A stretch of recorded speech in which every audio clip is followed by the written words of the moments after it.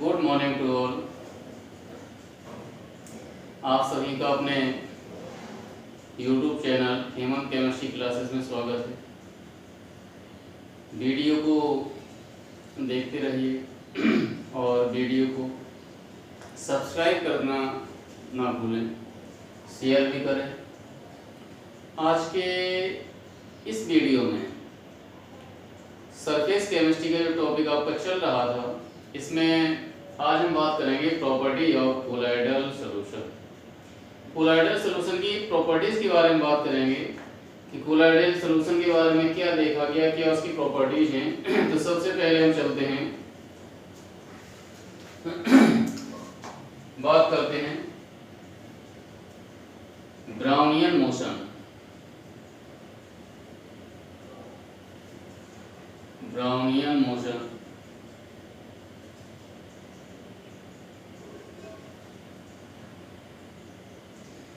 तो Brownian motion के बारे में देखते हैं क्या है। एक बॉटनी के साइंटिस्ट थे आपके रॉबर्ट ब्राउन। उन्होंने जब कोलाइडल सॉल्यूशन का ऑब्जर्वेशन किया तो उन्होंने ये देखा कि कोलाइडल जो पार्टिकल्स होते हैं वो लगातार जिग जैग मोशन में मूव करते रहते हैं, जिग जैग मोशन में मूव करते हैं। तो कोलाइडल पार्टिकल का जिग जैग मोशन में मूव करना ही ब्राउनियन मोशन कहलाता है। ब्राउनियन साइंटिस्ट तो थे रॉबर्ट ब्राउन, उनको सम्मान देने के लिए, रिस्पेक्ट देने के लिए उन्हीं के नाम पर इसे बोलते हैं ब्राउनियन मोशन। तो रॉबर्ट ब्राउन ने इसके बारे में सबसे पहले देखा था, क्या देखा था, कोलाइडल सॉल्यूशन में जब ऑब्जर्वेशन किया तो उन्होंने ये पाया कि कोलाइडल सॉल्यूशन में colloidal particles zig zag motion में यानी टेढ़ी मेढ़ी रेखा में मूवमेंट करते हैं, मोशन करते हैं, गति करते हैं, जिसे ब्राउनियन मोशन कहते हैं। इसका रीजन क्या है, कारण क्या है कि जब कोलाइडल पार्टिकल्स आपस में टकराते हैं, कोलाइडल पार्टिकल्स कोलाइडल सॉल्यूशन में टू टाइप्स के पार्टिकल्स होते हैं, एक डिस्पर्सन मीडियम होता है और एक डिस्पर्स फेज होती है। दोनों के जो पार्टिकल्स होते हैं आपस में टकराते हैं, कोलाइड होते हैं, तो कोलिजन के कारण ही उनकी डायरेक्शन चेंज हो जाती है, जिससे उनका मूवमेंट आपका टेढ़ा मेढ़ा हो जाता है, जिग जैग मोशन में हो जाता है, जिसे ब्राउनियन मोशन कहते हैं। तो ये हुआ आपका ब्राउनियन मोशन। ये कोलाइडल पार्टिकल्स हैं, ये आपका इस तरीके से मूव करेगा, फिर यहाँ कोलाइड होगा, फिर ऐसे मूवमेंट हुआ, फिर आपका ऐसे आया, फिर ऐसे आया, यानी जिग जैग मोशन में मूवमेंट होता है। इसी जिग जैग मोशन में मूवमेंट होने को ही ब्राउनियन मोशन कहते हैं। The zigzag movement of colloidal particle in colloidal solution is called Brownian motion. It is discovered by botanist Robert Brown. तो क्लियर हो गया ब्राउनियन मोशन कि कोलाइडल सॉल्यूशन में कोलाइडल पार्टिकल्स जो होते हैं वो जिग-जैग मोशन में मूव करते हैं, जिसे ब्राउनियन मोशन कहते हैं। और ब्राउनियन नाम इसलिए क्योंकि एक बॉटनी के साइंटिस्ट थे, उन्होंने ही कोलाइडल सॉल्यूशन में ऑब्जर्वेशन किया था और उन्होंने ही देखा था सबसे पहले कि कोलाइडल पार्टिकल जिग-जैग मोशन में मूव करते हैं, जिसे हम ब्राउनियन मोशन कहते हैं। और इसका ब्राउनियन मोशन का रीजन क्या है, कारण क्या है, किस कारण से जिग-जैग मोशन होता है, क्योंकि कोलाइडल सॉल्यूशन में कोलाइडल पार्टिकल्स होते हैं वो आपस में एक दूसरे से कोलाइड होते हैं, टकराते हैं, कोलिजन होता है। जब एक दूसरे से टकराएंगे, कोलाइड्स होंगे, तो उनकी डायरेक्शन चेंज हो जाती है, तो उनका मोशन जिग-जैग हो जाता है, जिसे हम ब्राउनियन मोशन के नाम से जानते हैं। इसी के आगे हम देखते हैं, अब होगा आपका टिंडल इफेक्ट। टिंडल इफेक्ट के बारे में बात करते हैं कि टिंडल इफेक्ट क्या होता है।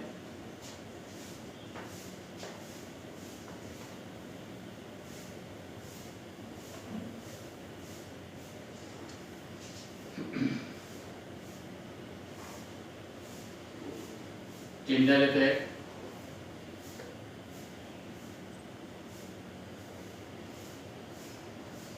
टिंडल इफेक्ट देखिए भाई क्या है आपका कि कोलाइडल सॉल्यूशन जो होता है, कोलाइडल सॉल्यूशन को यदि इसके बारे में क्या देखा गया कि यदि हम कोलाइडल सॉल्यूशन को डार्क रूम में रख दें, अंधेरे कमरे में रख दें, डार्क में कोलाइडल सॉल्यूशन को, और किसी लाइट सोर्स के द्वारा उस पर हम लाइट पास कराते हैं, तो ये देखा गया कि कोलाइडल पार्टिकल जो होते हैं वो शाइनिंग करते हुए चमकते हुए दिखाई देते हैं और उसका स्ट्रक्चर एक कोन के समान होता है जिसे हम टिंडल कोन कहते हैं और इस प्रोसेस को टिंडल इफेक्ट कहते हैं। इसी टिंडल इफेक्ट पर बेस्ड आपका बहुत सारे दैनिक जीवन में हमारे एग्जाम्पल्स भी हैं। जैसे आपने थिएटर वगैरह में मूवी देखते होंगे तो पर्दे पर जो चित्र आपका बन जाता है वो भी हमारा एक टिंडल इफेक्ट का रीजन है। इस स्काई को देखा होगा, उसका कलर ब्लू दिखाई देता है तो वो भी हमारा टिंडल इफेक्ट का कारण है। प्रोजेक्टर पर चित्र बन जाते हैं, है ना, वो इसी पर बेस्ड हैं, इसी पर आधारित काम करते हैं टिंडल इफेक्ट पर। और इसका रीजन क्या है कि उनका चमकता हुआ रास्ता या टिंडल कोन क्यों दिखता है? क्योंकि कोलाइडल सॉल्यूशन में जो कोलाइडल पार्टिकल्स होते हैं वो एक दूसरे को स्कैटर कर लाइट को स्कैटर कर देते हैं, बिखेर देते हैं और जब लाइट बिखेर जाती है तो वहीं पर आपका चमकता हुआ रास्ता दिखाई देता है। तो इसका रीजन क्या हुआ टिंडल इफेक्ट का कि कोलाइडल पार्टिकल्स होते हैं वो लाइट को के पार्टिकल्स को स्कैटर्ड कर देते हैं, बिखेर देते हैं, फैला देते हैं, जिसके कारण वो आपका चमकता हुआ रास्ता दिखाई देने लगता है जिसे हम टिंडल कोन कहते हैं और यही प्रोसेस हमारा टिंडल इफेक्ट कहलाता है। तो टिंडल इफेक्ट के लिए क्लियर हुआ? इसमें आपने यहाँ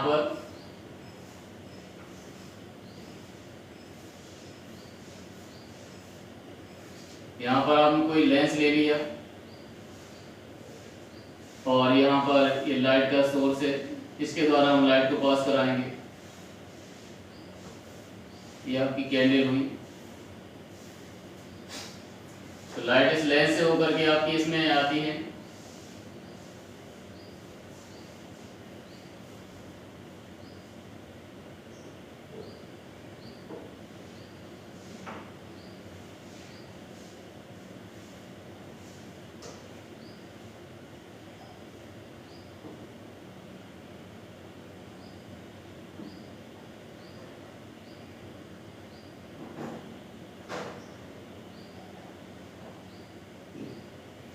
और यहाँ पर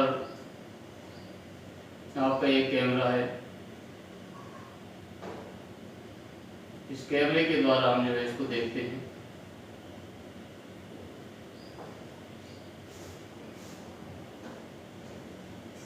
तो यहीं पर आपका ये टिंडल कोन दिखेगा,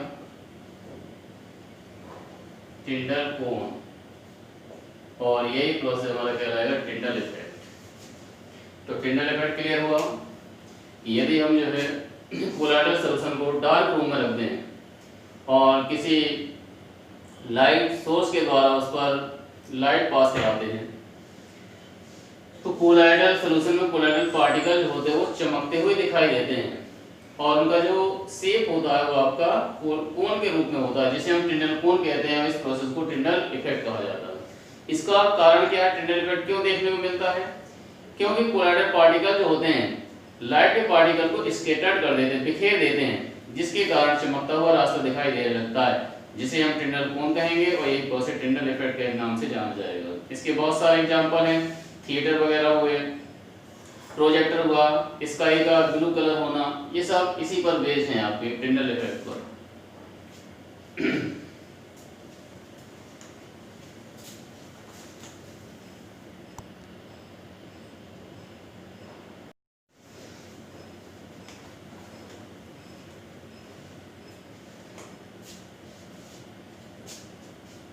अब बात करते हैं हार्डी-सुलजे रूल, काफी इंपॉर्टेंट है। तो हार्डी-सुलजे रूल में क्या कहा गया? हार्डी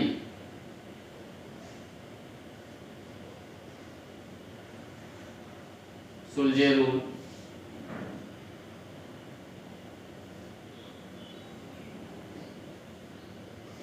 हार्डी-सुलजे में इस रूल में 2 पॉइंट थे आपके।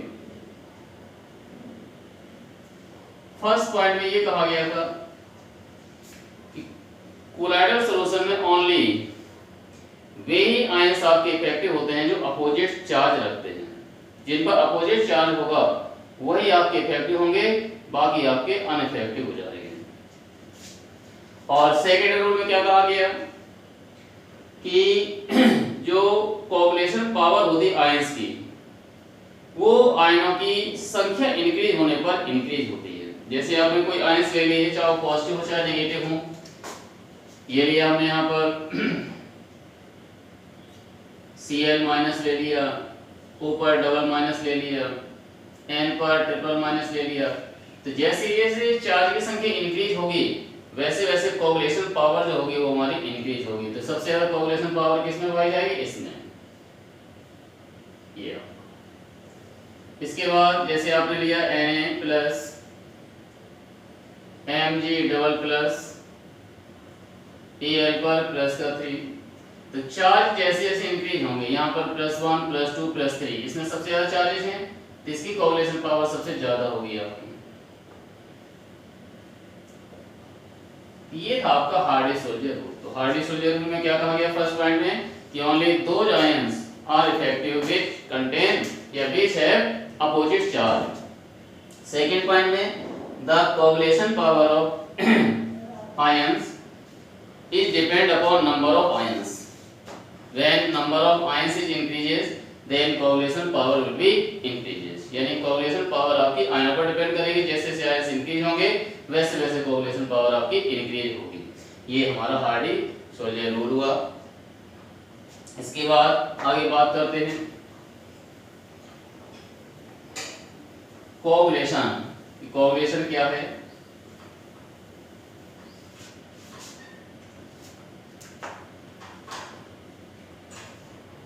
कोगुलेशन तो देखो बेटा, कोगुलेशन आपका एक ऐसा प्रोसेस होता है जिसमें जो स्मॉलर साइज के पार्टिकल्स होते हैं, कोलाइडल पार्टिकल्स, वो आपस में मिल जाते हैं, न्यूट्रलाइज होकर के जुड़ जाते हैं और जुड़ करके लार्ज मॉलिक्यूल बना देते हैं, लार्ज पार्टिकल बना देते हैं लार्ज साइज का, जिसे हम बोलते हैं कोगुलेशन। यानी स्मॉल साइज के कोलाइडल पार्टिकल न्यूट्रलाइज होकर के लार्ज साइज के पार्टिकल में कन्वर्ट होना ही कोगुलेशन कहलाएगा। या ऐसे कह सकते हैं हम कि the conversion of colloidal particles into suspended particles is called coagulation. यानी कोगुलेशन एक ऐसा प्रोसेस होता है जिसमें जो कोलाइडल पार्टिकल्स होते हैं वो आपके सस्पेंडेड पार्टिकल्स में कन्वर्ट हो जाते हैं, तो उसे कोगुलेशन कहते हैं। यानी अपने शब्दों में ऐसे भी कह सकते हैं कि लार्ज स्मॉल साइज के जो कोलाइडल पार्टिकल्स होते हैं न्यूट्रलाइज होकर के आपस में जुड़ जाते हैं और जुड़ करके एक बड़े मॉलिक्यूल के रूप में, बड़े साइज के पार्टिकल के रूप में प्रेसिपिटेट बना लेते हैं, उसे ही कहते हैं हम कोगुलेशन। कोगुलेशन बहुत ही मेन होता है आपका। जैसे आपने देखा हो कोगुलेशन पर डिपेंड आपका, जैसे एलम्स होती है फिटकरी, कहीं पर भी हमें जो है ब्लड निकल आता है उसमें एलम्स लगा देते हैं, एलम फिटकरी लगा देते हैं तो ब्लड का बहना रुक जाता है। क्यों? क्योंकि ब्लड के जो पार्टिकल्स होते हैं कोगुलेट हो जा कर देते हैं, मतलब जो फिटकरी होती है एलम वो ब्लड के पार्टिकल को कोगुलेट कर देती है, ब्लड के पार्टिकल उसी जगह बैठ जाते हैं, क्योंकि लार्ज मॉलिक्यूल लार्ज साइज का पार्टिकल बन जाएगा तो बैठ जाएगा वहाँ पर, और वहाँ पर जब बैठ जाएगा तो ब्लड का बहना आपका स्टॉप हो जाएगा, रुक जाएगा। तो ये हमारे सब कोगुलेशन के एग्जांपल्स वगैरह देखने को मिलते हैं। इसी पर बेस्ड आपका जो है कपड़ों से गंदे कपड़े होते हैं, साबुन वगैरह लगाते हैं, नेमम डाल देते हैं तो वो आपके साफ हो जाते हैं, तो वो भी हमारा इसी पर बेस्ड है कोगुलेशन पर। तो कोगुलेशन का मतलब कि कोलाइडल पार्टिकल का जो साइज होता है वो स्मॉल होता है, वो आपस में न्यूट्रलाइज होकर के आपस में अटैच हो जाते हैं, अटैच होकर के लार्ज साइज के पार्टिकल्स को का फॉर्मेशन कर देते हैं, प्रेसिपिटेट बना लेते हैं, जिसे हम बोलते हैं coagulation. Okay, all the best.